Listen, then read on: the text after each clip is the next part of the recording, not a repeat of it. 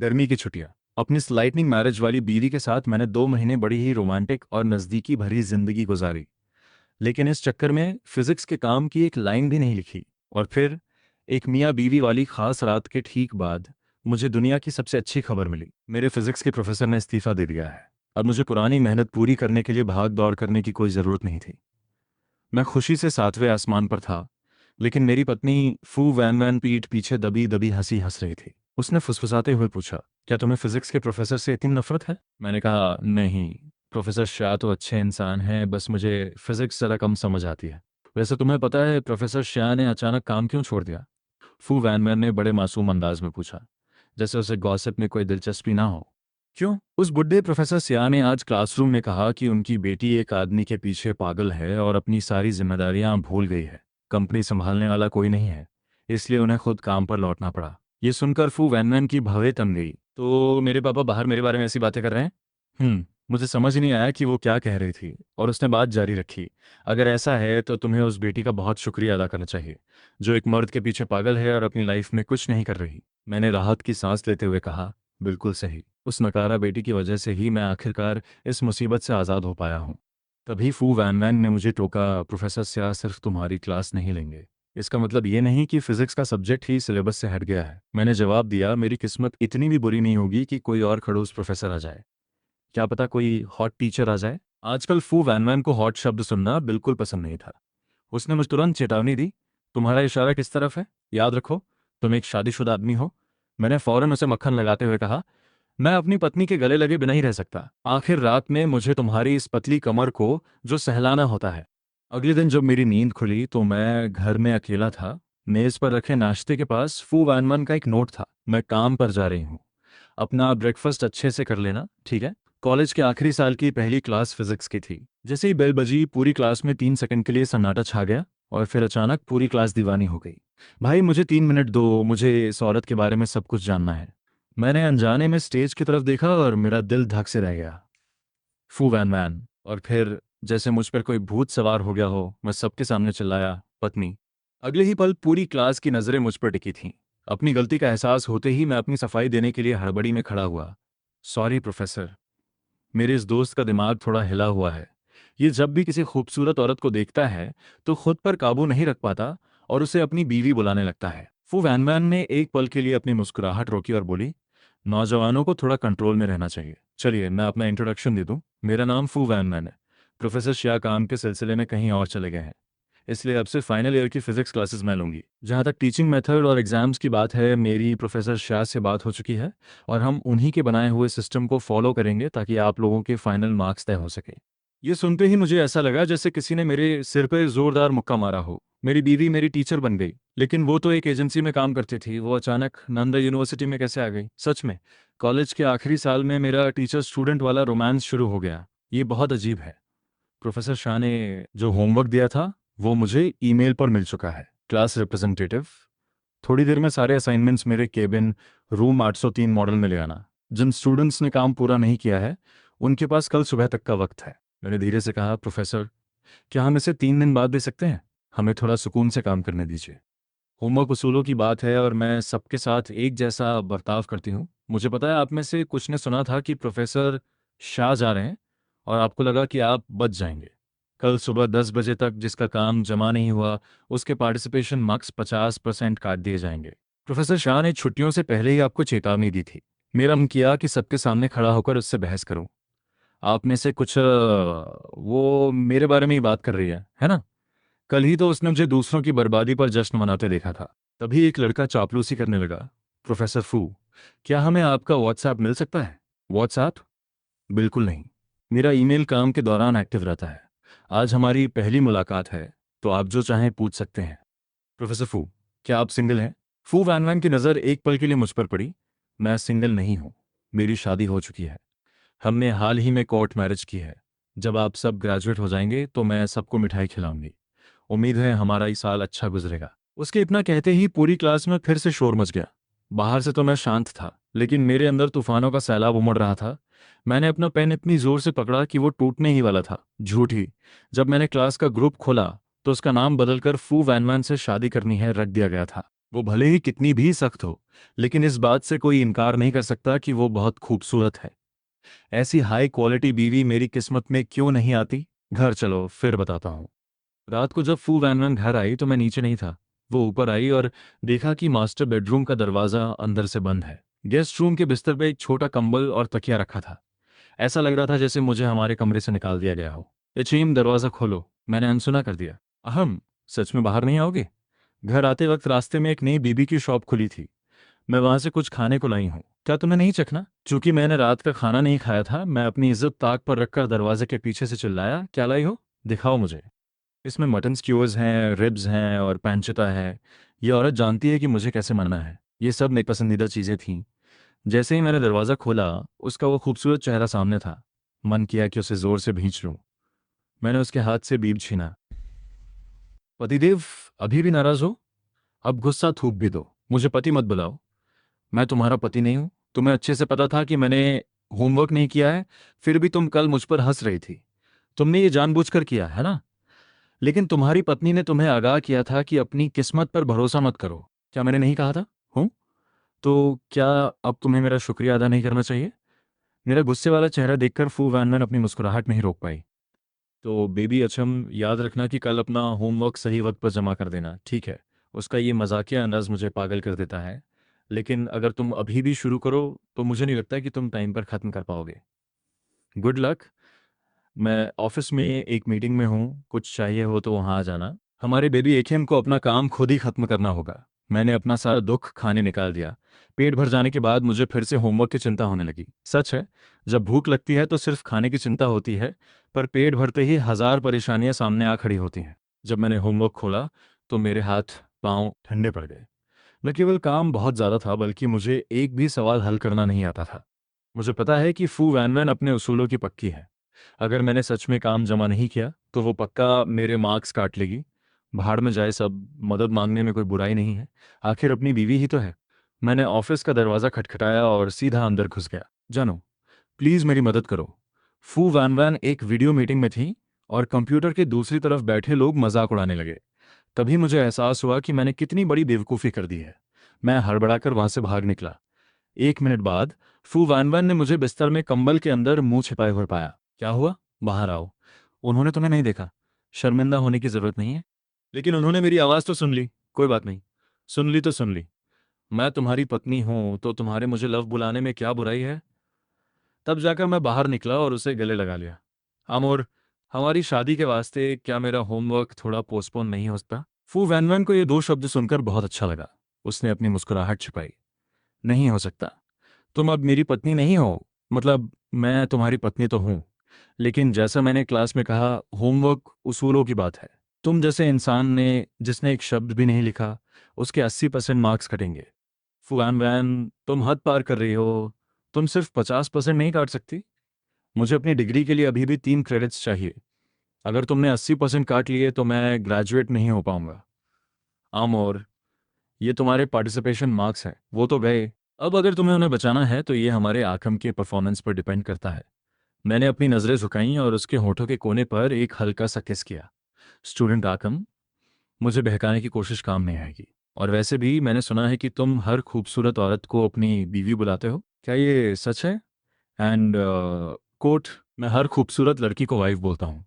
और आप प्रोफेसर, आप जितने चाहें उतने पॉइंट्स काट लीजिए। ज़्यादा से ज़्यादा क्या होगा?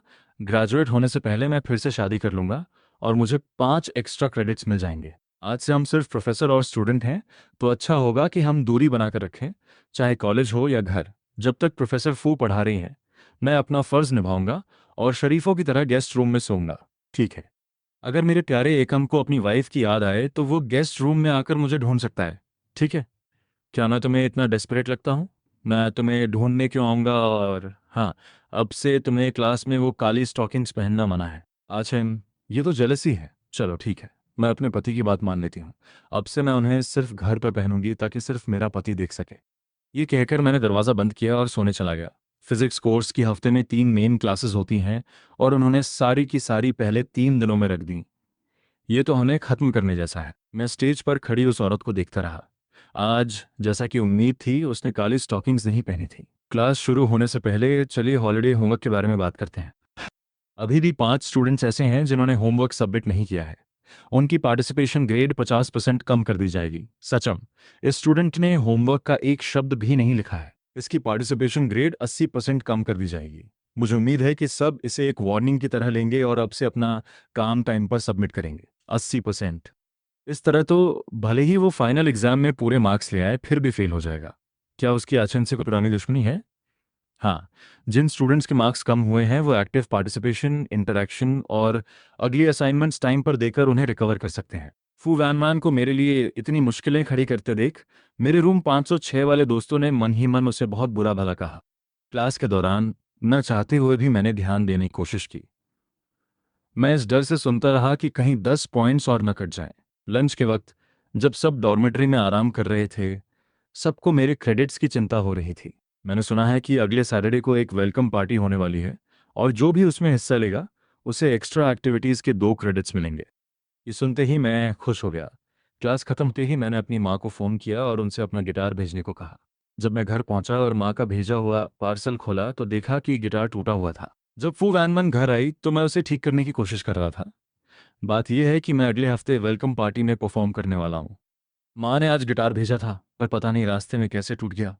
फू वैनमैन ने गिटार की हालत देखी और समझ गई कि ये इतनी जल्दी ठीक नहीं होगा। चिंता मत करो, कल मैं इसे रिपेयर के लिए ले जाऊंगी। इसमें कुछ दिन लगेंगे। ज़रूरत नहीं है, मैं क्लब के लड़कों से उधार ले लूंगा। एक ही बात है। फू वैनमैन ने कुछ नहीं कहा, बस टूटे हुए गिटार को वापस पैक किया और दरवाजे के पास रख दिया। तुमने वेलकम पार्टी में हिस्सा लेने का फैसला क्यों किया? मैंने चिढ़ते हुए कहा। क्यों? क्या इसलिए नहीं क्योंकि प्रोफेसर फू इतनी जालिम निकली और मेरे 80% पार्टिसिपेशन मार्क्स काट लिए? मेरे पास क्रेडिट्स वापस पाने का यही एक तरीका है। ये कहकर मैं उड़ा और ऊपर चला गया। नहाने के बाद मैं सोने ही वाला था कि वैन वैन तकिया लेकर कमरे में आ गई। तुम्हें अंदर आने की इजाज़त किसने दी? क्या मैंने पहले नहीं कहा था? चाहे कॉलेज हो या घर, हमारा रिश्ता सिर्फ प्रोफेसर और स्टूडेंट का है। दूसरे कमरे में जाकर सो सुचिम, थोड़ी तो मर्यादा रखो। इस औरत के आगे पिघलना नहीं है भाई। क्या तुम सच में मुझे गले लगाकर नहीं सोना चाहते? जरा सोचो, मैं कितनी सॉफ्ट हूँ। और बात सिर्फ गले लगने तक ही सीमित नहीं रहेगी। पता है ना? जरूरत नहीं है, मुझे तुम नहीं चाहिए। फू वैनमैन जानती थी कि मैं बस जिद कर रहा हूँ। वो पास आई और धीरे से मेरी तरफ झुकी। उसकी पतली उंगलियों ने मेरा हाथ खींचा और वो मेरी बाहों में सिमट गई। इन 3 दिनों में मेरी याद आई, मैं पूरी तरह से उसके जादू में फंस गया था। मेरा बेबी एचएम कितना प्यारा है। अगले दिन जब मैं कॉलेज से लौटा तो घर पर एक नया गिटार देखा। फू वैनमैन किचन में डिनर बना रही थी। इतना महंगा गिटार खरीदने की क्या ज़रूरत थी? मैंने कहा था ना कि मुझे सिर्फ एक बार वेलकम पार्टी के लिए चाहिए। कोई बात नहीं, तुम्हें परफॉर्म करने का मौका कम ही मिलता है और तुम जब चाहो इसे घर पर बजा सकते हो।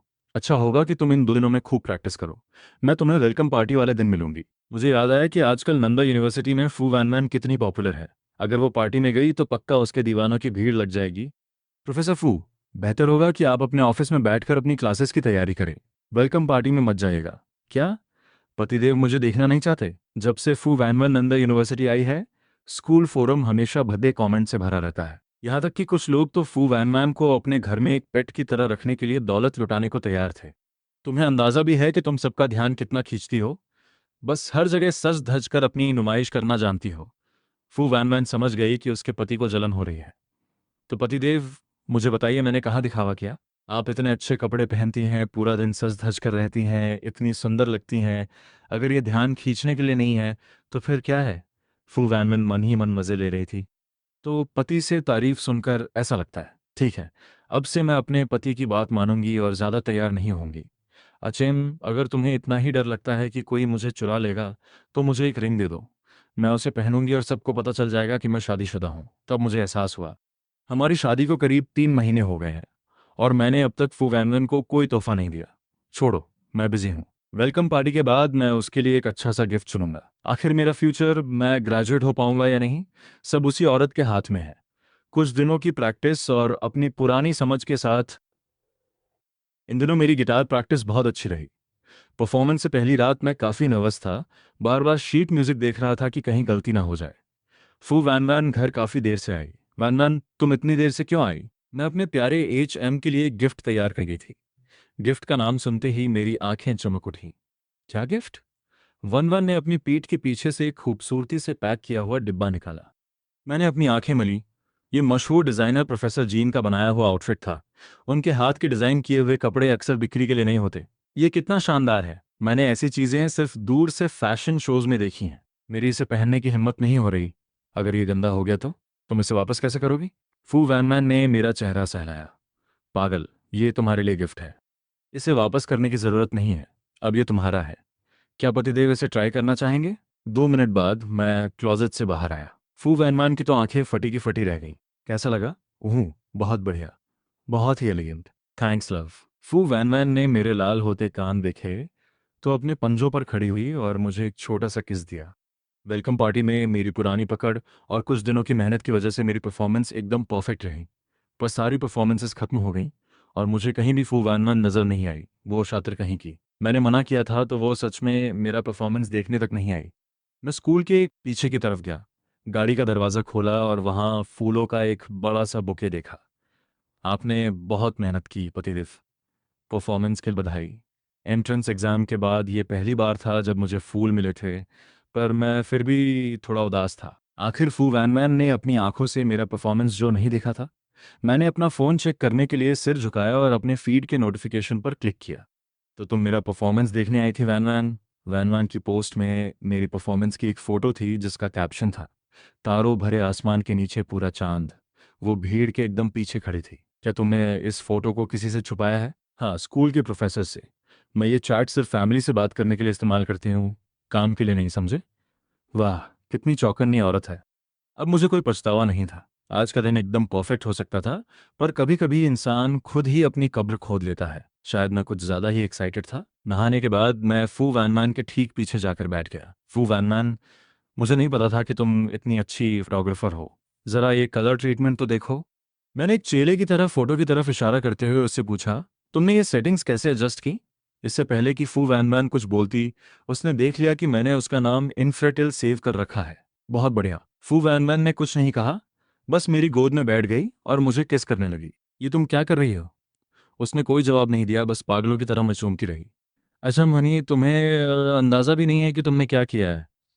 हाँ, सच में कसम से मुझे वाकई नहीं पता था कि मैंने क्या कर दिया है। देखो मैंने क्या किया। फू वैनवान पहले ही मेरी के निशा के बटन खोल रही थी। उसकी आवाज़ बहुत ही सेडक्टिव थी। उसने कहा, हनी, तुमने मेरे लिए क्या नाम सेव किया था? अब याद आया? मैं 2 सेकंड के लिए फ्रीज हो गया और फिर तुरंत असलियत समझ आई। ऐसा नहीं है कि उस वक्त मुझे जलन हुई। ये औरत कभी कोई एक्सप्लेनेशन नहीं सुनती। किसने सोचा था कि फू वैनवान मुझसे इस तरह लिपट जाएगी? मुझे पता था कि आज रात बचने का कोई रास्ता नहीं है। सैटरडे को मेरी आंखें दोपहर 12 बजे खुली। मेरे बगल में कोई नहीं था। मैंने अंगड़ाई ली और जब नीचे गया तो टेबल पर कुछ डिशेस रखी थी। मैंने जानबूझकर शोर करने के लिए कुर्सी खींची। फू वैनमन आखिरी डिश लेकर किचन से बाहर आई और मेरे बगल में बैठ गई। क्या हुआ हनी? मैंने कुछ नहीं कहा।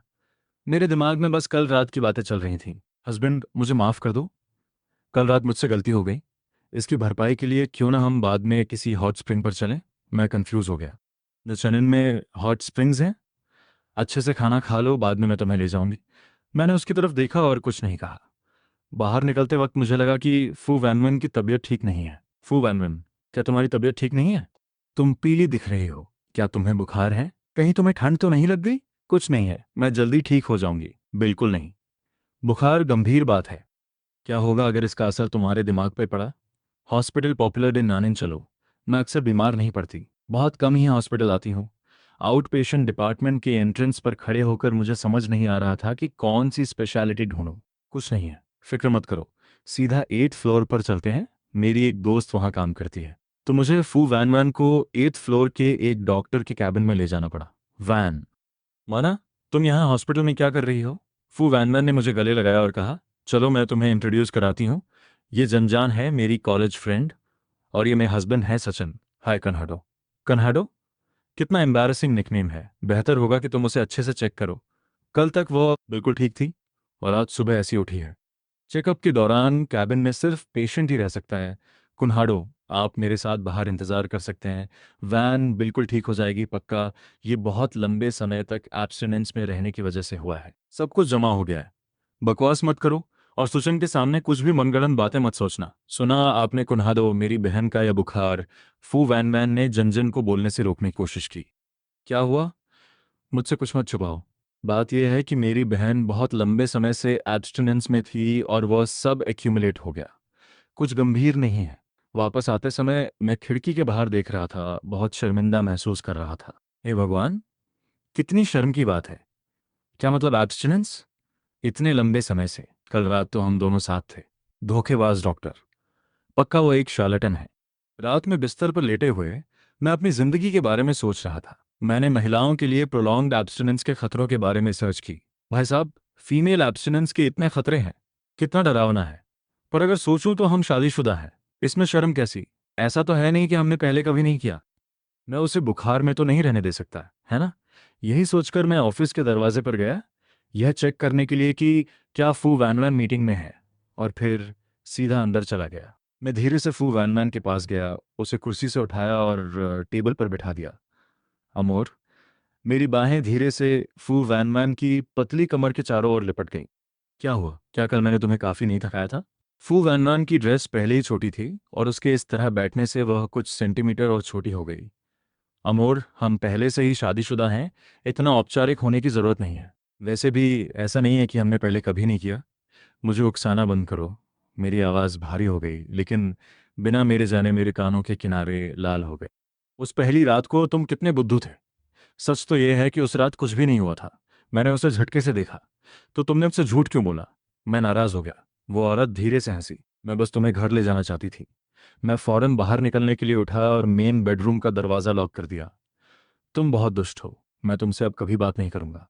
भले ही ये बुखार तुम्हें पूरी तरह से बेवकूफ़ बना दे।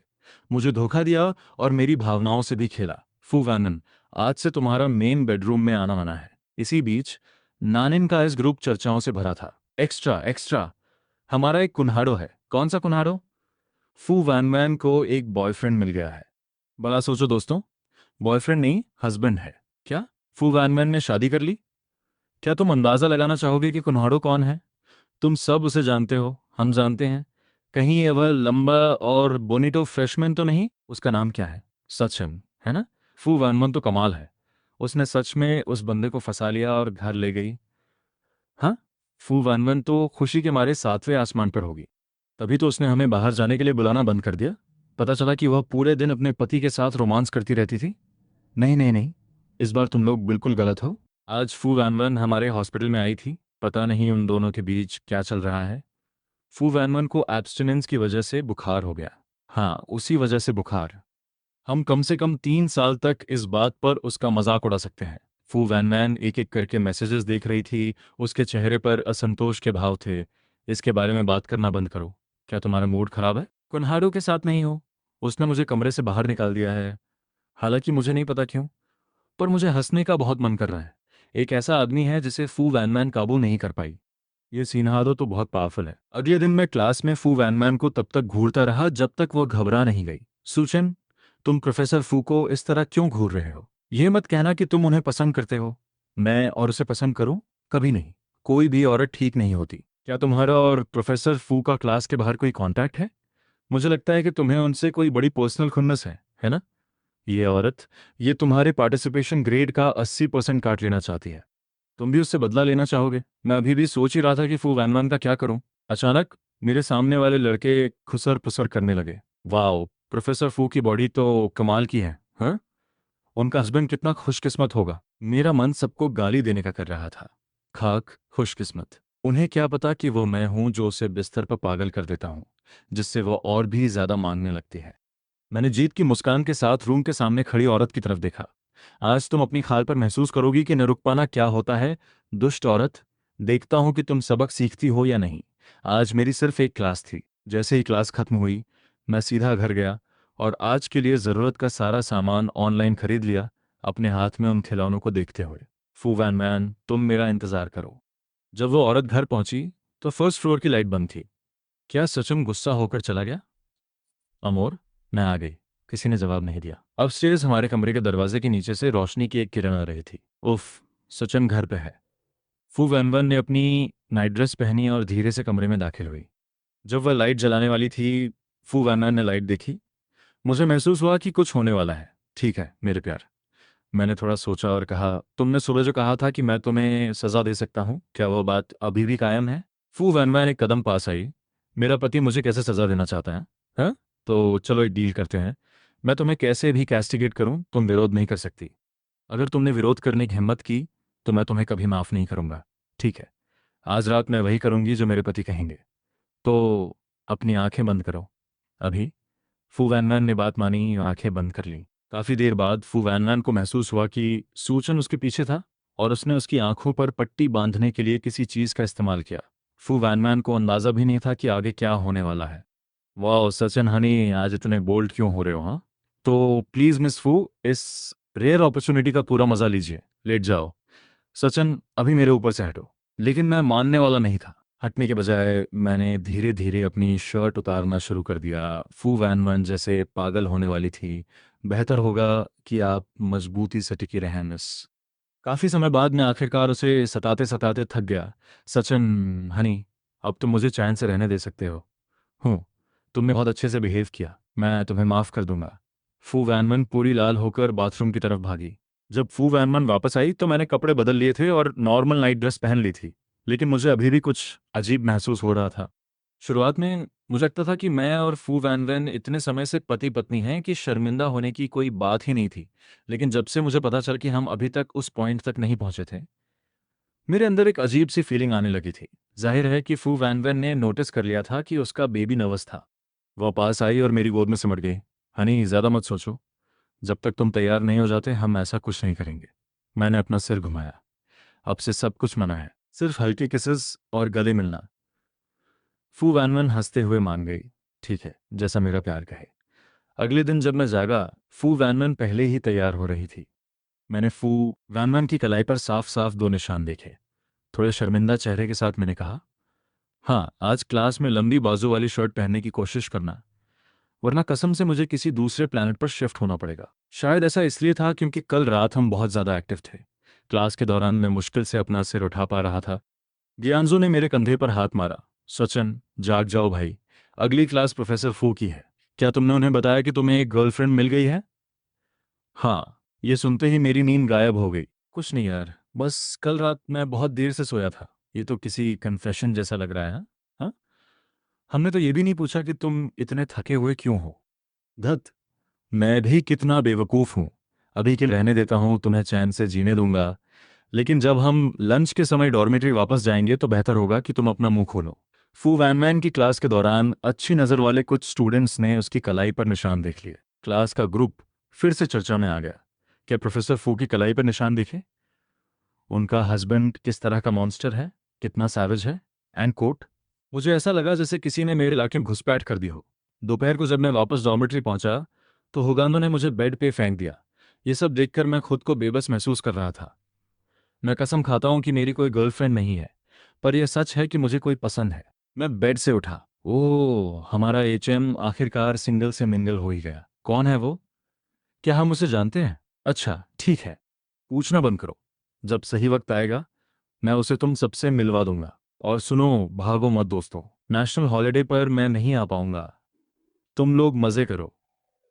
इस हॉलिडे पर मैंने फू वैनमैन के साथ जाने का फैसला किया था। मैं यूनान के दाली के नज़ारे देखना चाहता था। एक दिन एक्स्ट्रा मिल सके, इसलिए मैंने फू वैनमैन से कहकर सुबह की पहली फ़्लाइट रिजर्व करवाई थी।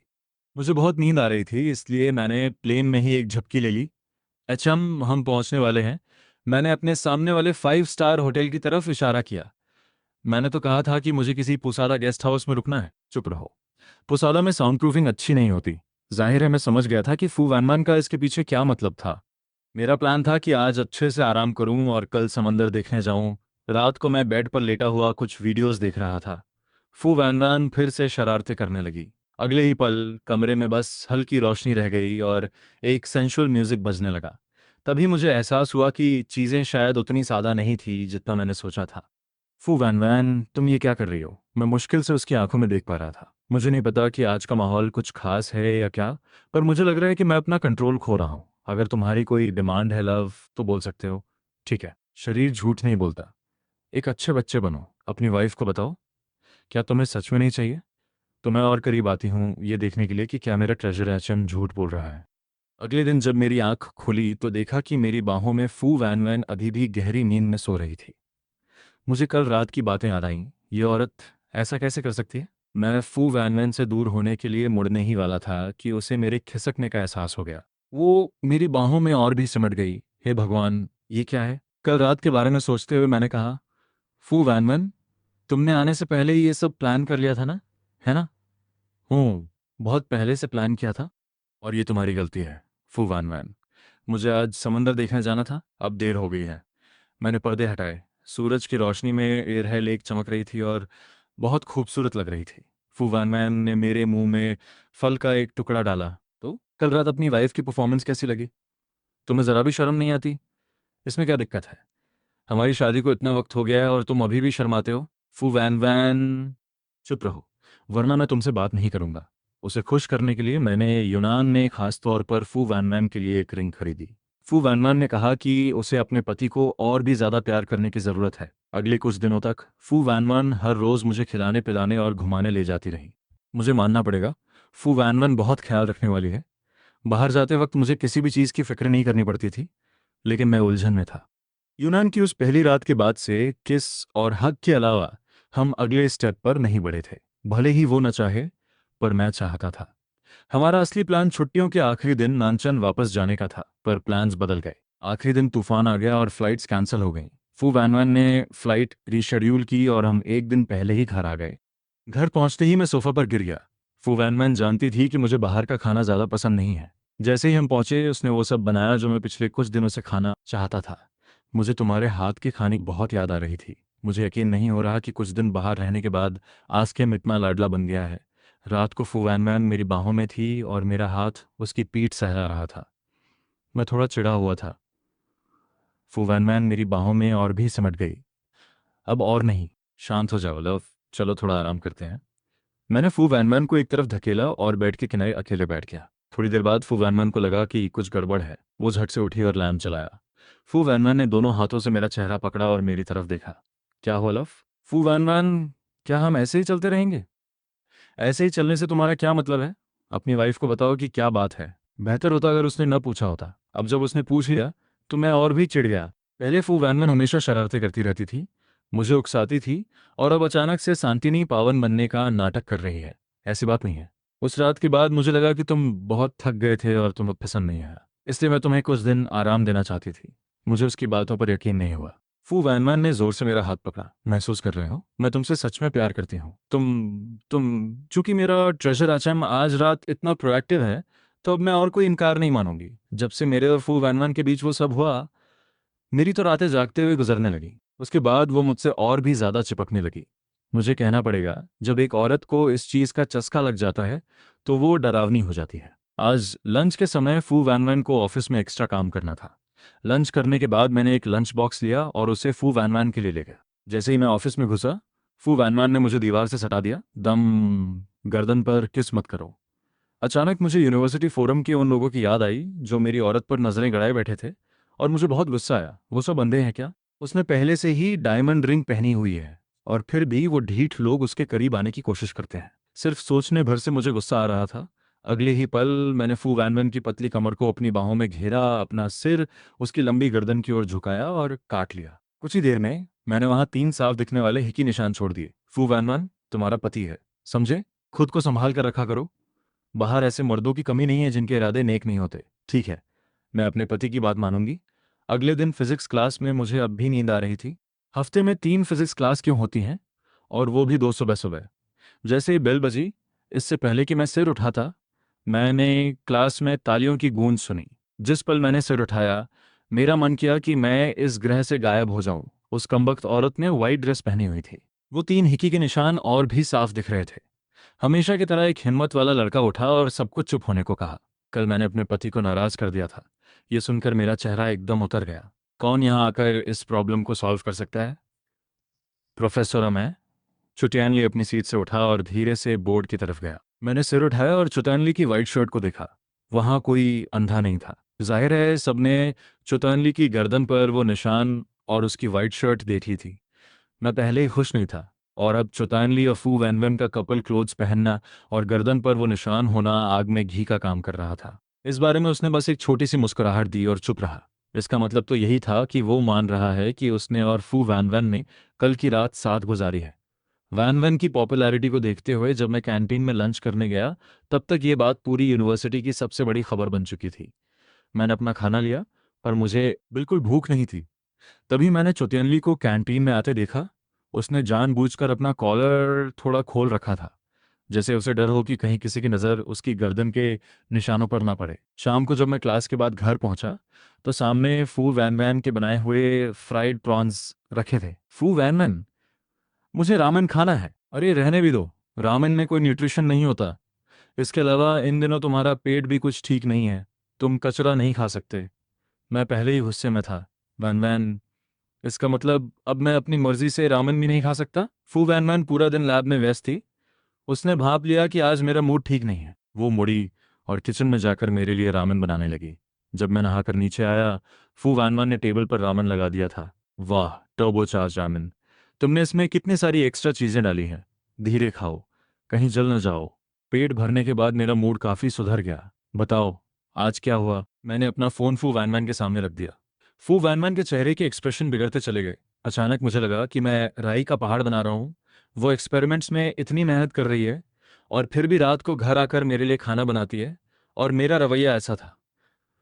मुझे तुम पर यकीन है, बस उन लोगों की बातों ने मुझे थोड़ा परेशान कर दिया था। फू वैन वैन ने मेरा सिर सहलाया। फिक्र मत करो, मैं इसे संभाल लूंगी। रात को मैंने उसे गले लगाया। लव, क्या तुम्हें नहीं लगता कि मैं कभी कभी बहुत बचकाना हरकतें करता हूँ? बिल्कुल नहीं जान। तुम ऐसे क्यों सोच रहे हो? अब सिर्फ चटैनली से दूर रहना। फू वैन वैन ने सिर हिलाया। ठीक है, जैसा मेरा लव कहेगा वैसा ही करूंगी। संडे को मौसम बहुत अच्छा था और मेरा मूड भी। मुझे पहली मंजिल पर धूप वाली एक अच्छी जगह मिली और मैंने पूरा दिन ड्राइंग की। जब मैं ऑफिस के पास से गुजरा, फू वैन वैन ने अभी अभी फ़ोन काटा था। खत्म हो गया? चलो कहीं घूम कर आते हैं। फू वैन वैन ने अपना हाथ उठाया और मेरा गाल खींचा। चलो। मुझे याद आया कि उसने अभी फ़ोन रखा था। क्या मैंने तुम्हारे काम में खलल डाला? नहीं। फू वैन वैन थोड़ी देर रुकी। मेरे डैड पूछ रहे थे कि हम दोनों आजकल कैसे हैं। शादी के बाद ये पहली बार था जब मैंने फू वैन वैन के मुंह से डैड शब्द सुना था।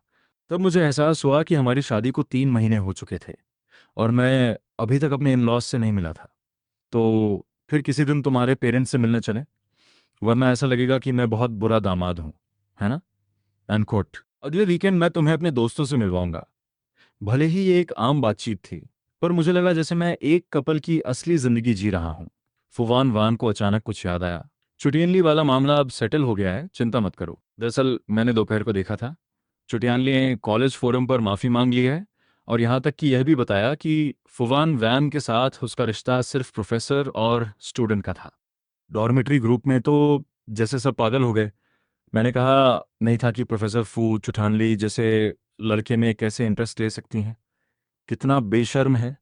ये तो मिस्ट्रेस होने जैसा ही हुआ ना। देखा, मेरी औरत वैसी नहीं है। तुम लोग बस शक करते रहो। तुम इतने शांत क्यों हो? कहीं बाहर कोई और तो नहीं ढूंढ ली? हाँ, मतलब क्या, मैं ही वो दूसरी हूँ जिसे इसने ढूंढ निकाला है। फुवान वैन की आवाज़ धीरे से मेरे पीछे से आई। मैं झटके से पलटा और अपना फ़ोन तकिए के नीचे छुपा दिया। तुम मेरे और मेरे दोस्तों के बीच की बातें कैसे चुपके से पढ़ सकती हो? और क्या क्या देखा तुमने? तुम्हारे ग्रुप का नाम असाइलम टू सी किटन्स है, या which cat wants to go to the asylum?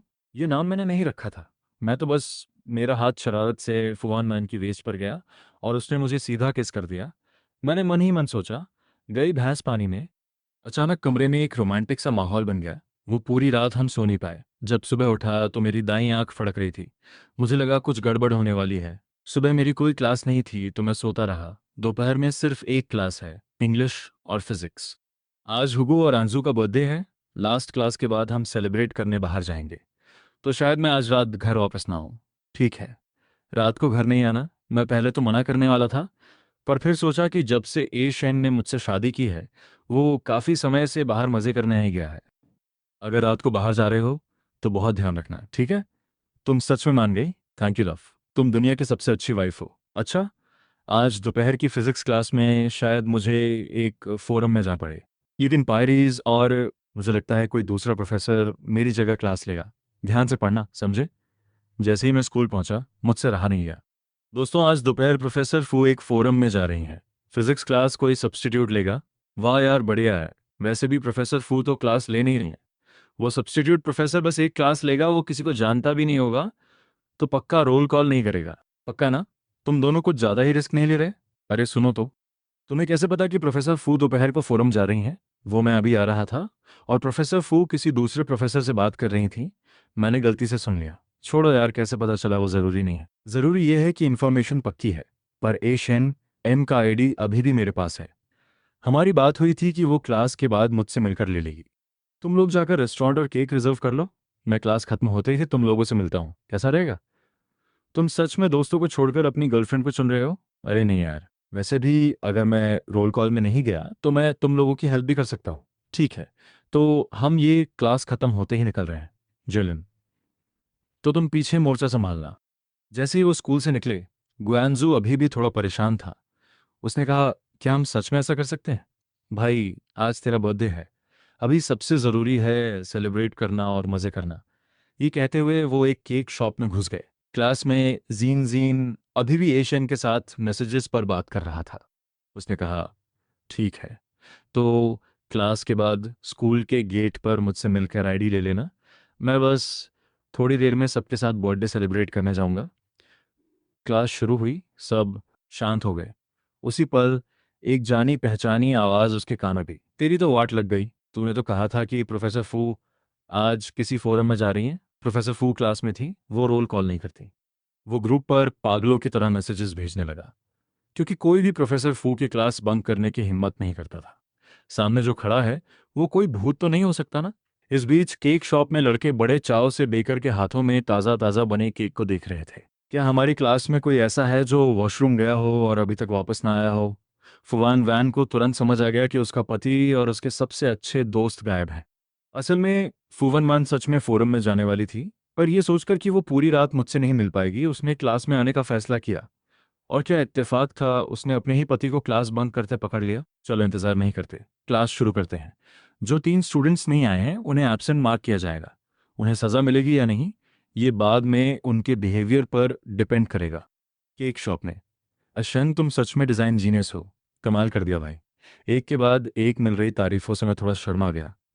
अरे नहीं, कुछ नहीं, ठीक है, चलो जीन से बात करते हैं। मैंने जेन जीन को रेस्टोरेंट की लोकेशन भेजने के लिए फ़ोन निकाला। जब मैं मैसेज भेजने लगा तो देखा कि ग्रुप में 99+ नोटिफिकेशंस थे। अरे सत्यानाश! प्रोफेसर फू ने क्लास ली। उन्होंने कहा कि हम तीनों ने बंक किया है और शायद हमें सज़ा भी मिलेगी। मैंने फ़ोन खोला और ग्रुप में फुवान मैन की एक फ़ोटो देखी जिसमें वो क्लास के सामने बहुत ही गुस्से वाले चेहरे के साथ खड़ी थी। टेबल पर मैं एकदम सुनने बैठा था। दोस्तों, सच में सॉरी, मेरी वजह से तुम सब मुश्किल में पड़े। जैन पेन ने बस हाथ हिलाया। उसे समझ नहीं आ रहा था कि क्या कहे। किसी ने भी मन से खाना नहीं खाया। प्लान तो ये था कि हम जमकर पिएंगे और देर रात घर जाएंगे, पर अब वो भी नहीं होने वाला था। हम थोड़ी देर साथ रहे और रात के 9 बजे के आसपास सब चले गए। मैं फोन मैन को सब कुछ ठीक से समझाने के लिए घर के लिए टैक्सी लेने ही वाला था। जैसे ही मैंने रेड लाइट क्रॉस की, मैंने फुवान वैन की गाड़ी सड़क किनारे खड़ी देखी। मैं वहां गया और अंदर बैठ गया। फुवान वैन ने मेरी तरफ देखा तक नहीं। मुझे थोड़ा अजीब लगा। मैं एक्सप्लेन कर सकता हूँ? मुझे लगा कि तुम दोपहर को फोरम में गई थी। आखिर आज ज्ञानजू का बर्थडे था ना? फुवान मान के लाल होंठ एकदम सिल गए थे। वो एक शब्द भी नहीं बोल रही थी। बाप रे, ये औरत तो आज बहुत ही उखड़ी हुई है। मैंने ही उन्हें बाहर चलने को कहा था। उनका नाम मत लिखना। अगर लिखना ही है तो सिर्फ मेरा नाम लिखो। तुम खुद को तो बचा नहीं पा रहे और दूसरों को बचाने के लिए हीरो बन रहे हो। जैसे ही हम घर पहुंचे, मैं तुरंत फुवान मान से चिपक गया। लव, मैं तुमसे वादा करता हूँ, ये पहली और आखिरी बार है, ठीक है? वैन, प्लीज़ मेरे लिए उनका नाम मत लिखना। मैं उसके लिए धुले हुए कुछ फल ले आया। हटाओ इसे, यहाँ से हटाओ। मुझे कल क्लास लेनी है। मुझे पता है कि फुवान वैन अपने वसूलों की पक्की है। अगर उसने कहा कि वो एब्सेंट मार्क करेगी तो वो पक्का करेगी। और अपने दोस्तों के लिए अगर मुझे थोड़ी सज़ा मिल भी जाए तो कोई बात नहीं, ये सोचकर मैं नहाने चला गया। नहाने के बाद मैं खुद को हिम्मत दे रहा था। तुम्हारे दोस्तों की भलाई अब तुम्हारे ही हाथों में है। बाथरूम से बाहर निकलते वक्त मेरी कमर पर सिर्फ एक तौलिया ढीला सा बंधा हुआ था। अरे तुमने कपड़े क्यों नहीं पहने? फुआन वान ने नज़रें उठाईं, मुझे ऊपर से नीचे तक देखा और शर्म के मारे सिर झुका लिया। मैं एक छलांग लगाकर चादर के अंदर घुस गया। किताब पढ़ना बंद करो और मेरी तरफ देखो। अशन, जाओ जाकर अपनी पजामास पहनो। ठरकी मत बनो, तुम मेरी पत्नी हो। इसमें ठरकी होने वाली क्या बात है? इस बात का फ़ायदा उठाते हुए कि फुवान वान ने कुछ नहीं कहा, मैंने उसका हाथ पकड़ा और उसे किस किया। अशन, तुम बहुत बेशर्म हो। वो हंसी। उसे मज़ा भी आ रहा था और चिढ़ भी। लव, आज जो तुम कहोगी वही होगा। मुझे जो चाहे सज़ा दे दो। मेरी इस हरकत से फुआन मैन पूरी लाल हो गई। थोड़ी खोई हुई सी उसने मुझसे कहा, कल सुबह तुम तीनों मेरे ऑफिस में मिलना। सुबह सवेरे हम तीनों फुआन मैन के ऑफिस के दरवाजे पर लाइन लगाकर खड़े थे। अंदर आ जाओ। जैसे ही गायन जो अंदर गया, उसने 90 डिग्री झुककर माफ़ी मांगी। प्रोफेसर फू, मुझे माफ़ कर दीजिए, सच में कल मेरा बर्थडे था, हैप्पी बर्थडे। फुआन मान के इन दो शब्दों ने हमें हैरान कर दिया। चाहे मैं तुम्हारी जगह किसी और प्रोफेसर की क्लास ले रही हूँ या नहीं, इससे फ़र्क नहीं पड़ता। सब्जेक्ट क्या है या वजह क्या है ये मायने नहीं रखता। मज़े करने के लिए क्लास बंक करने का कोई बहाना नहीं चलेगा। पर क्योंकि तुम लोगों का बिहेवियर आमतौर पे अच्छा रहता है, खासकर ये शन का, इसलिए इस बार मैं इसे रिकॉर्ड में इन्फेक्शन की तरह नहीं डालूंगी। मैं इसे सिर्फ एक नॉर्मल एब्सेंस मानूंगी और तुम लोगों के पार्टिसिपेशन मार्क्स में से 5 पॉइंट्स काट लूंगी। बहुत बहुत शुक्रिया प्रोफेसर फू। भगवान आपको लंबी उम्र और शांति दे। पर उन्हें अंदाज़ा भी नहीं था कि कल रात मैंने कितनी मेहनत की थी। जब मैं क्लास में वापस आया तो वो लोग अभी भी मजाक उड़ा रहे थे। कल मैंने फुवान वैन को मनाने के लिए अपनी जान लगा दी थी और एक फैसला किया। मैं अपनी एनर्जी वापस पाने के लिए कुछ दिन आराम करने वाला था, पर आखिर में फुवान वैन ही उदास हो गई। वो काफ़ी डाउन लग रही थी। 1 हफ्ता हो गया था और वो मेरे पास नहीं आई थी। अशन को लगा कि मैं उसके पास सिर्फ तब आता हूँ जब मुझे कोई काम था है। और क्योंकि अभी कुछ खास नहीं हो रहा था, उसे लगा कि मैं उसे अवॉइड कर रहा हूँ, और वो अपनी बेस्ट फ्रेंड के साथ पीने चली गई। उदास होकर फुवान मैन ने जियान जियान को पीने के लिए बुलाया। और बताओ, तुम दोनों का क्या हाल है? क्या तुम्हारे पतियों ने तुम्हें इग्नोर कर दिया? वान वान, मुझे बताओ, तुम उस बेचारे मासूम स्टूडेंट के पीछे क्यों पड़ी रहती हो? हाय सहेलियों, अब और कुछ मत बोलो। मुझे बस तुम लोगों का साथ चाहिए। आ जाओ। जब मैं रात को घर पहुंचा तो मुझे एक सरप्राइज मिला।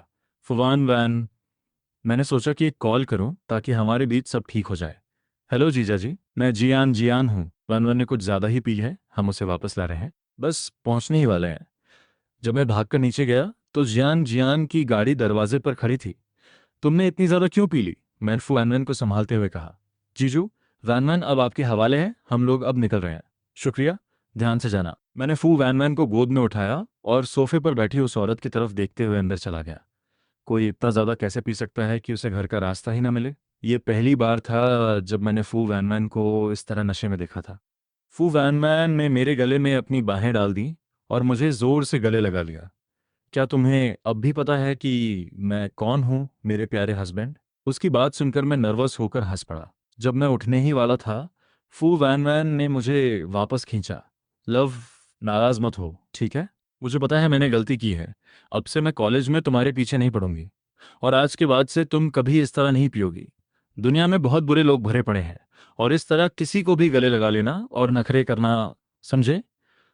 तुम मेरी वाइफ हो, मैं तुम्हें सालों से पसंद करता हूँ। मैं तुम्हें कभी किसी और के साथ नहीं समझूंगा, मेरी पत्नी। तुम कितनी भुलक्कड़ हो, हमारी शादी को अभी सिर्फ 6 महीने ही हुए हैं। अगली सुबह जब मैं उठा तो सुबह के 10 बज रहे थे। जैसे ही मैं नीचे गया, फू वैनवन मेरे पास आई। उसके हाथ में अभी अभी बना हुआ एक फ्राइड एग था। लव, अब गुस्सा तो नहीं हो ना? कल रात मैंने एक वीडियो रिकॉर्ड किया था।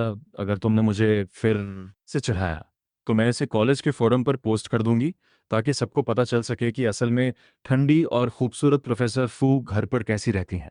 मैंने तुम्हारे लिए हार्ट शेप्ड फ्राइड एग बनाया है और तुम्हारा पसंदीदा ब्रेकफास्ट भी तैयार किया है। फ्राइडे को मेरी सिर्फ एक क्लास थी। मैं काफ़ी देर तक शॉपिंग मॉल में घूमता रहा, ये सोचते हुए कि अपने सास ससुर से मिलने के लिए क्या खरीदूं। धड़कते दिल के साथ मैं गिफ्ट्स लेकर घर वापस आया। जैसे ही मैंने दरवाज़ा खोला, क्या तुम दोनों मेरे खिलाफ बगावत करने की कोशिश कर रहे हो? क्या इस घर में मेरी कोई बात नहीं मानी जाएगी? उनमें से एक 3 साल तक मेरा फिजिक्स प्रोफेसर था, दूसरी मेरी आइडल थी। उस वक्त फू वैन वैन और श्याओ हुआ एक कोने में दुबके हुए कांप रहे थे। फू यो पीछे मुड़ी और दरवाजे पर उस लड़के को देखा। वो बचपन से भी ज्यादा हैंडसम लग रहा था। फू यो एक वर्ल्ड रिनाउंड स्टाइलिस्ट थी, बचपन से ही मेरी आइडल। फू वैन वैन ने मुझे दरवाजे से अंदर खींचा। मम्मी, आपने इसे डरा दिया क्या? अचन, ये मेरी माँ है और ये मेरे पापा हैं प्रोफेसर शाओ।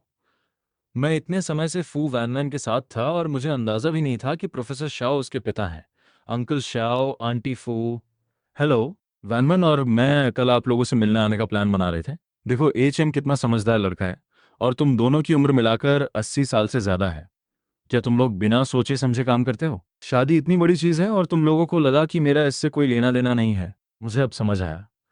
आंटी फू को अभी अभी पता चला था कि वो रातों रात सास बन गई हैं।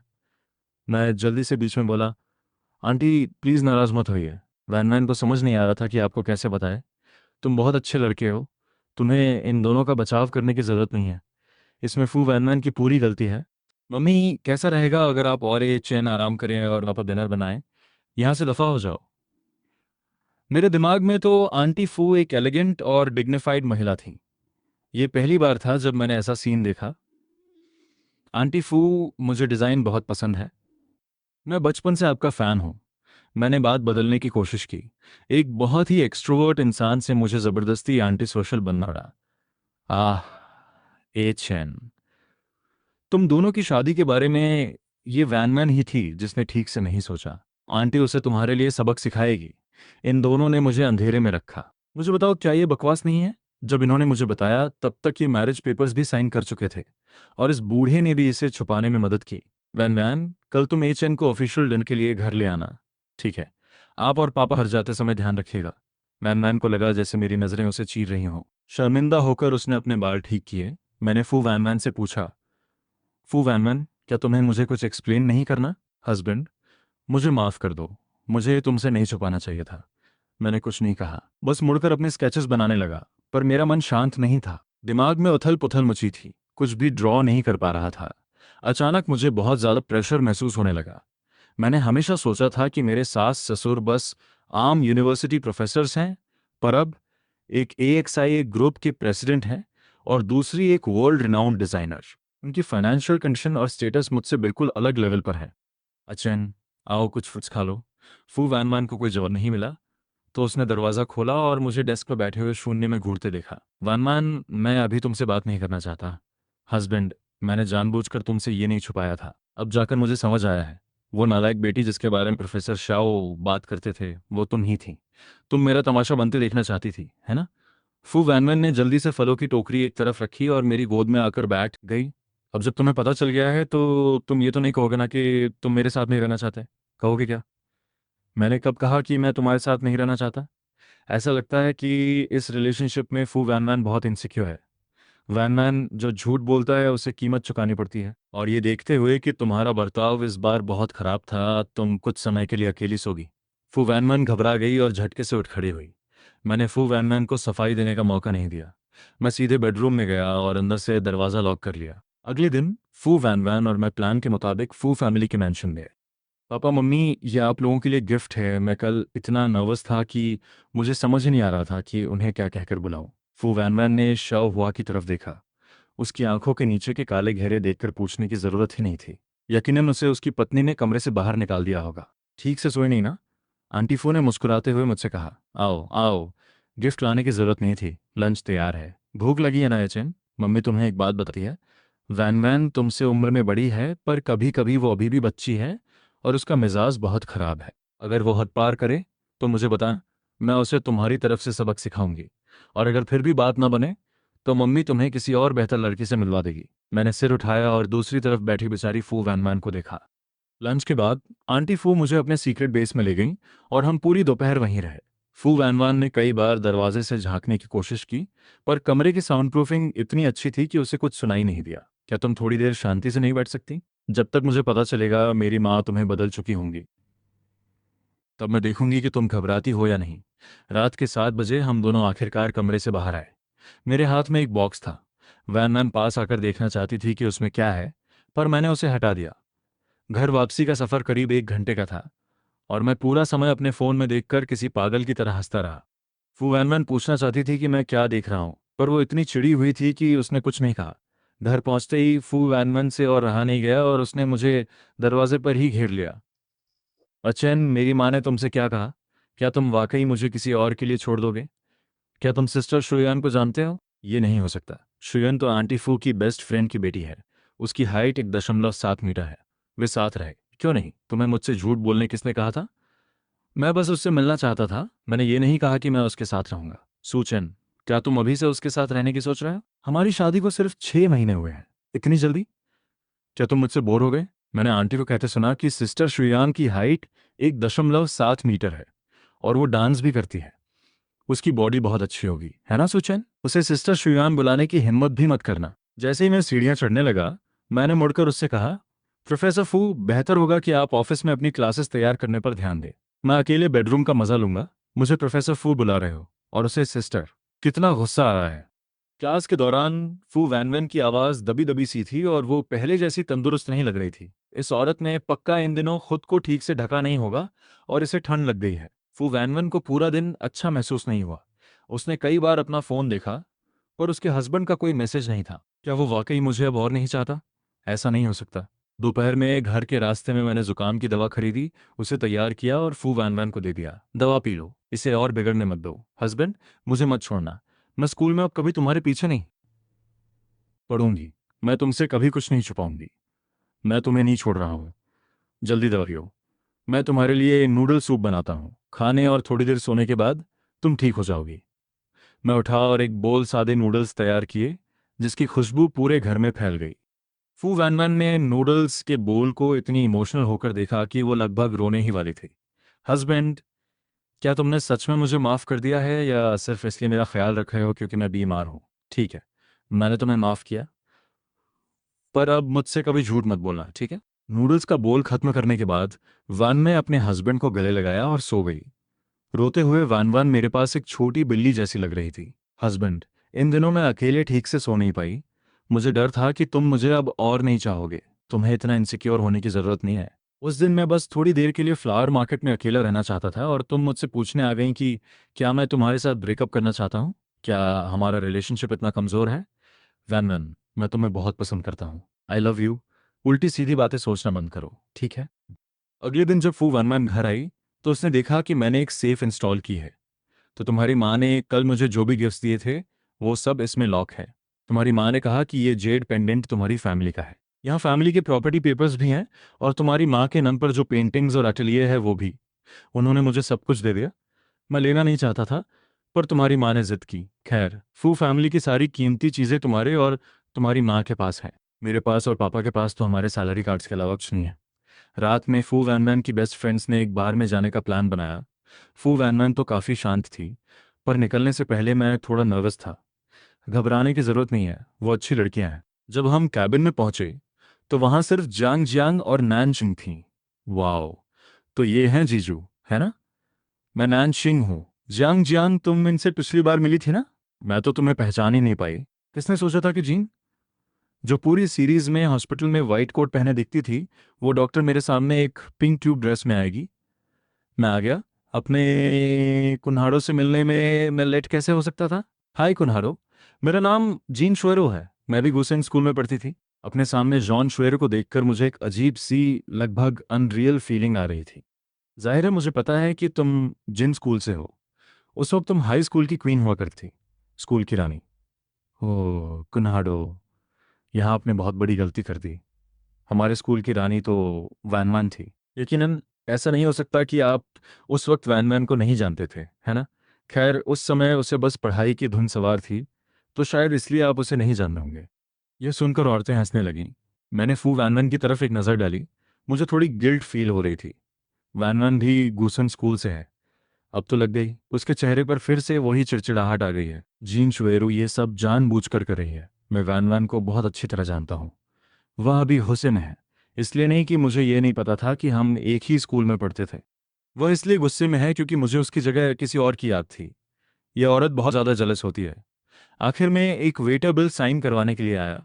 जीन शुएर दरवाजे के पास बैठी थी। मैंने एक नज़र डाली और उसकी हैंडराइटिंग देखी। कितनी गंदी लिखावट है। लोग सच में बदल जाते हैं। पहले उसकी हैंडराइटिंग कितनी खूबसूरत हुआ करती थी। फू वैन वैन को बहुत बुरा लगा। उसके अपने पति को मिडिल स्कूल के समय से ही हाई स्कूल की क्वीन याद थी। थोड़ी देर रुकने के बाद फू वैन वैन ने कोई बहाना बनाया और मेरे साथ घर आ गई। घर पहुंचते ही मैंने उसे मनाने की कोशिश की। अमोर, मैं कसम खाता हूँ, मुझे नहीं पता था कि तुम भी जिन स्कूल में थी। हमारी शादी को इतना समय हो गया है और तुमने मुझे कभी बताया ही नहीं। क्या तुम्हें लगता है कि मुझे जान तुमसे ज़्यादा खूबसूरत लगती है? बिल्कुल नहीं। वे अच्छी लड़की नहीं है। मैं तुम्हें बताता हूँ, बेहतर होगा कि तुम जान शुएरो के साथ घूमना बंद कर दो। मुझे दूसरों को ऐसे जज करना पसंद नहीं है। तुम्हें कैसे पता कि वो ऐसी है? वो मर्दों के जज्बातों के साथ खेलती है। खैर, वो इंसान अच्छी नहीं है। अगर उस वक्त मेरा दिल पुरानी सिटी में ना अटका होता तो कसम से मैं सब कुछ जला देता। लेकिन मैं बातें अपने तक नहीं रख पाता।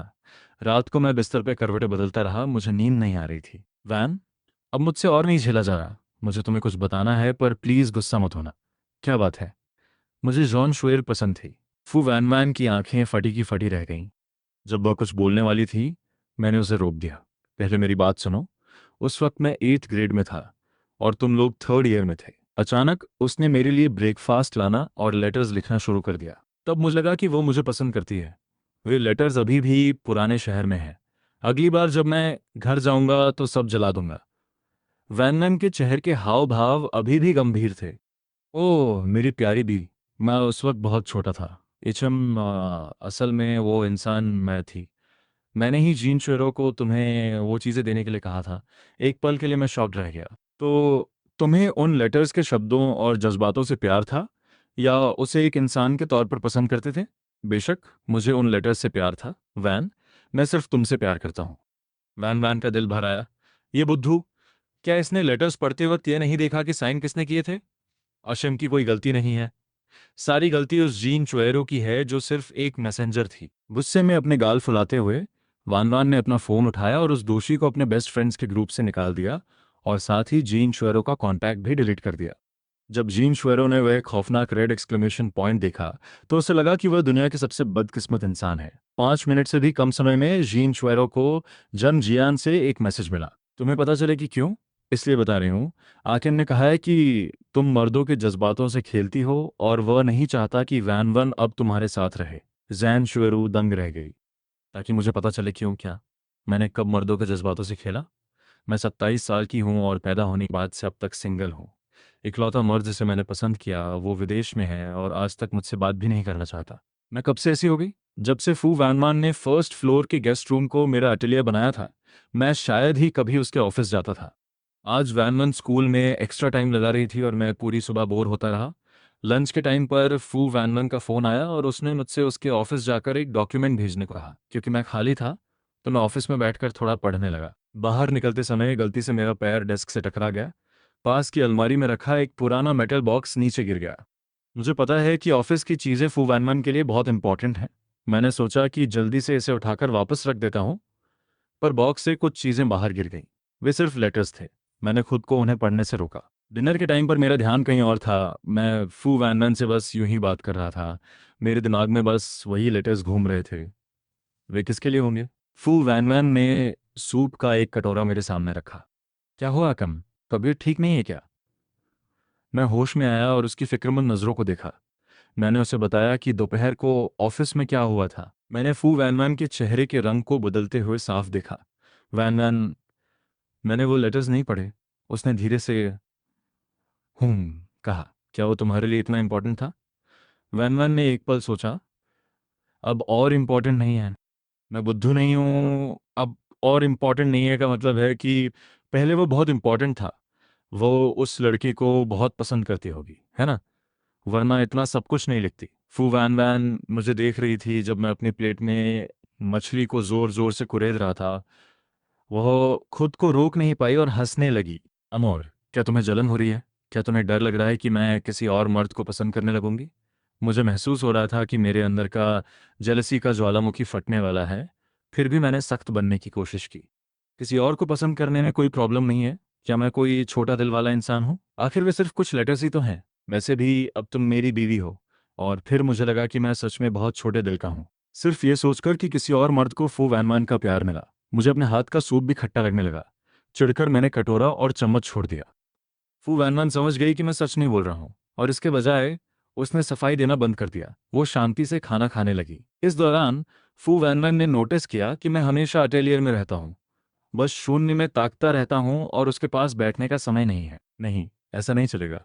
अगर ये ज़्यादा समय तक चला तो इसका असर मेरे प्यारे पति के साथ मेरे रिश्ते पर पड़ेगा। फू वैनवान अंगूर की प्लेट लेकर अटेलियर में आई। वह मेरी गोद में सिमट गई। अच्छा मेरे जान, तुम उदास क्यों हो? अपनी बीवी को बताओ।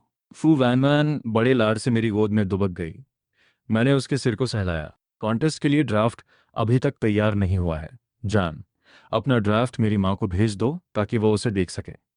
आमतौर पर मैं कई प्रोफेशनल मसलों में अपनी सास से मदद लेता था। इन 2 महीनों में मैंने सच में काफ़ी सुधार किया था। लेकिन वो कॉन्टेस्ट की जज हैं। अगर मैं उनसे अपना काम रिव्यू करने को कहूँ तो ये दूसरों के साथ नाइंसाफ़ी होगी। नहीं, तुम्हारी माँ कॉन्टेस्ट की जज है। लोग कहेंगे कि मुझे फेवर मिल रहा है। वाह, मेरा पति कितना ईमानदार है, वैनमैन ने प्यारी सी मुस्कान के साथ कहा। मैंने मायूसी से जवाब दिया।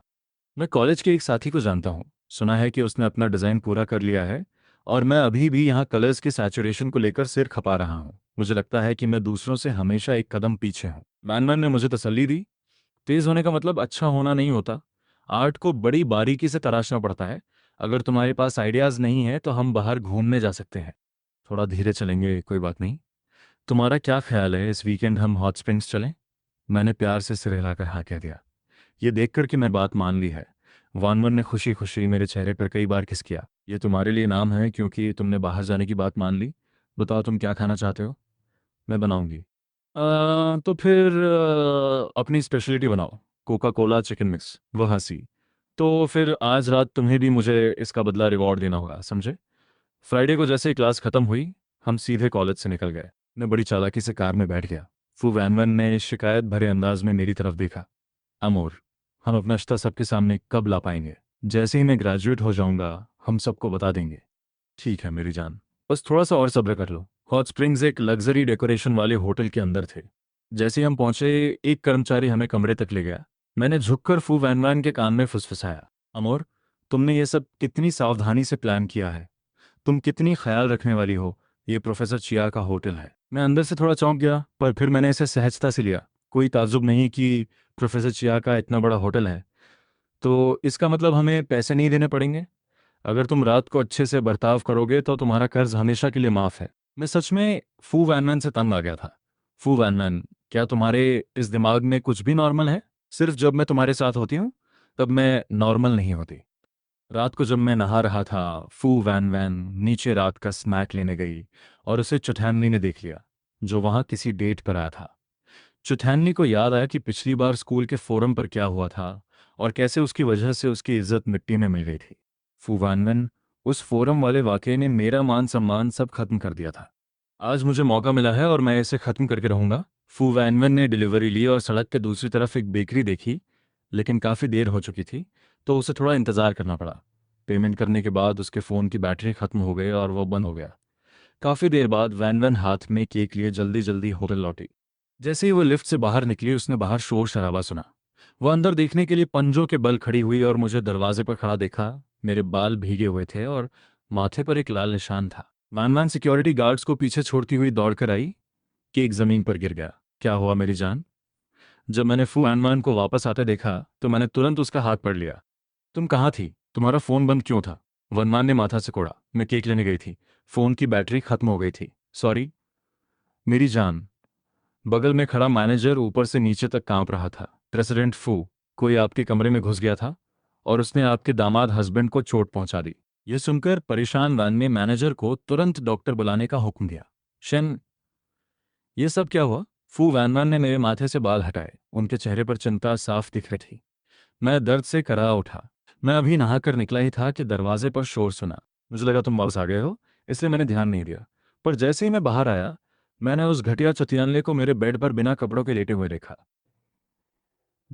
मुझे बहुत गुस्सा आया और मैं उस पर टूट पड़ा। फू वैनमैन का चेहरा गुस्से से काला पड़ गया। और तुम्हारे सिर पर ये चोट? उसने मुझे पानी के गिलास से मारा था। और जान, मैं भी पीछे नहीं हटा। मैंने भी उसे खूब पीटा। फू वैनवन ने अपनी उंगलियों से मेरे माथे की सूजन को धीरे से छुआ। उसकी आंखें एकदम लाल हो गईं और आवाज़ कांपने लगी। उसकी हिम्मत कैसे हुई? मैंने उसका हाथ पकड़ा और उसे शांत करने के लिए उसकी उंगलियों को दबाया। कुछ नहीं हुआ, बस एक छोटी सी खरोंच है। मैंने भी उसे मजा चखा दिया। उस बेवकूफ की हालत देखो, मुझे नहीं लगता वो अभी खड़ा भी हो पाएगा। तभी होटल मैनेजर घबराते हुए आया। सर, हमने पुलिस को बुला लिया है और सीसीटीवी फुटेज भी निकाल ली है। चिटियाल ने तब अंदर घुस गया जब सफाई चल रही थी। उसने दरवाज़ा खटखटाया और अंदर आने में कामयाब रहा। हम पूरी जिम्मेदारी लेते हैं। मेडिकल बिल्स और बाकी सारा खर्चा होटल उठाएगा। फू वैनमैन की नज़रें बर्फ की तरह ठंडी थीं। वो बिल्कुल बदली हुई लग रही थी। जिम्मेदारी लोगे? क्या तुम संभाल पाओगे? पहले तो होटल की सिक्योरिटी की जांच करो और जितने भी लापरवाह स्टाफ हैं उन्हें नौकरी से निकालो।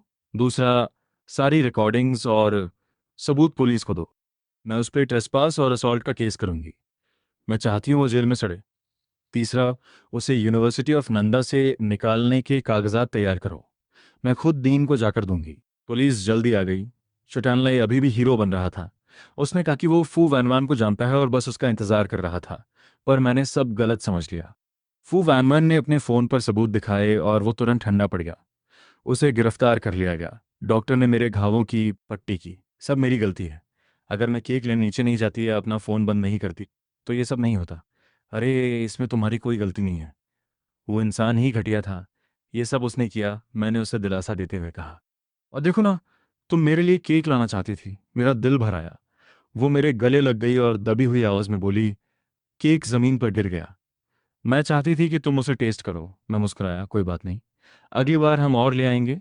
हम 10 केक खरीदेंगे जब तक हमारा पेट नहीं भर जाता। उस रात फू वैनमैन ने पूरे समय मेरा हाथ थामे रखा। वो ठीक से सो भी नहीं पा रही थी, हल्की सी आवाज़ से भी वो चौंक कर जाग जाती।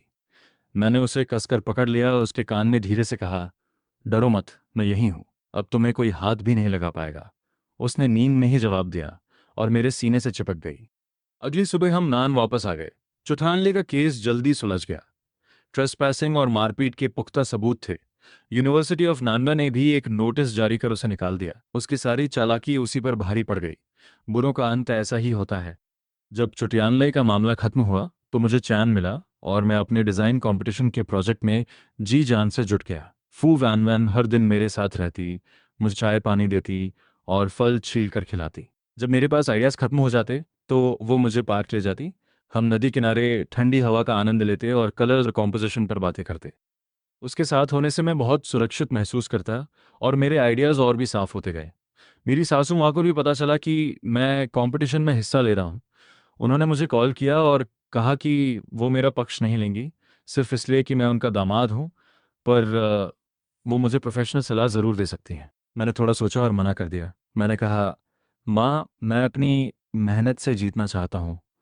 मैं नहीं चाहता कि लोग कहें मुझे तरफदारी की वजह से जीत मिली। भले ही मैं न जीतूं, पर कम से कम मुझे पता होगा कि मैंने अपना बेस्ट दिया। 15 दिन बाद मेरा प्रोजेक्ट तैयार था। मैं अपने काम को बड़े गर्व से देख रहा था। वो लेक एराई के किनारे मेरी और फू वैनमैन की एक ड्राइंग थी। वो मेरा हाथ पकड़े हुए खिलखिला रही थी। बैकग्राउंड में लेक एराई की चमक और गहरे नीले आसमान का तालमेल बहुत खूबसूरत था। रंगों का चुनाव एकदम परफेक्ट था। हर स्ट्रोक में मेरा उसके लिए प्यार झलक रहा था। जब फू वैनवैन ने वो ड्राइंग देखी तो उसकी आंखें चमक उठीं। उसने मुझे गले लगाया और किस किया। जान, तुम्हारी ड्राइंग बहुत खूबसूरत है, तुम जरूर जीतोगे। मैंने उसके गाल खींचते हुए कहा, काश तुम्हारी बात सच हो जाए। प्रोजेक्ट भेजने के बाद लंबा इंतजार शुरू हुआ। मैं रोज कंपटीशन की वेबसाइट चेक करता। मन में डर और उम्मीद दोनों थे। फू वैन वैन हमेशा मुस्कुराकर मुझे शांत करती। आखिरकार रिजल्ट आ गया। मैंने गोल्ड प्राइज जीता था। उस पल मैं इतना इमोशनल हो गया कि कुछ बोल ही नहीं पाया। मैंने बस फू वैन वैन को गोद में उठाया और हवा में गोल गोल घुमाया। वो हंस रही थी। उसने मेरा गला पकड़ लिया और मेरे चेहरे को चूमने लगी। मेरे ससुराल वालों का भी तुरंत कॉल आया। सचिन, हमें तुम पर बहुत गर्व है। माँ को पता था कि तुम कर लोगे बेटा, तुम टैलेंटेड हो। प्राइज मनी से मैंने सबसे पहले एक ज्वेलरी शॉप जाकर फू वैनमैन के लिए एक डायमंड रिंग चुनी। वो बहुत महंगी तो नहीं थी, पर मैंने उसे बहुत सोच समझकर पसंद किया था।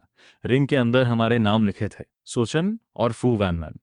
रात को घर पर मैंने रिंग निकाली और फू वैनमैन के सामने घुटनों पर बैठकर बड़ी गंभीरता से कहा, वैनमैन, जब हमारी शादी जल्दबाजी में हुई थी तब मैंने तुम्हें कुछ नहीं दिया था।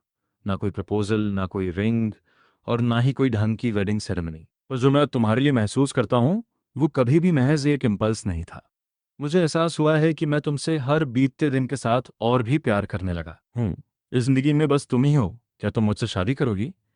ये कोई जल्दबाजी वाली शादी नहीं, बल्कि एक असली और उम्र भर वाली शादी होगी।